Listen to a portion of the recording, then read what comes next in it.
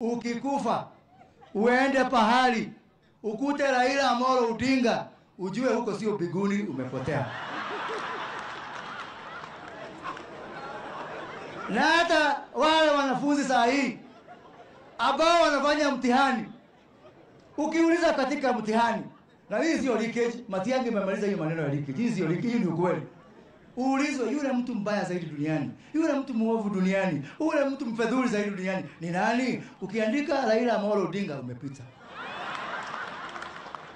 Manaka wakati Mungu alifukuza Kaini huko, Kaini hakwenda bali, alienda Bondo. Ndio huyo mnaona sasa huyo. Na sasa mimi nakwambia, wacha ile safari nyingine ulikuwa unalala kwa sakafu. Unajua huyu jamaa wakati wa 1982 wakati alikuwa anapindua serikali ya Moi, alipigwa tear gas na askari wa rika ya baba yake Jaramogi. Wakati tulikuwa tunapigania Mutipati, akapigwa tear gas na askari wa rika yake. Juzi wakati analala kwa lami, alipigwa tear gas na rika ya watoto yake. Jamani, utakula tear gas generation 4? Na naona hapo tu ndio unaelekea. Unaelekea tu hapo, utakula tear gas.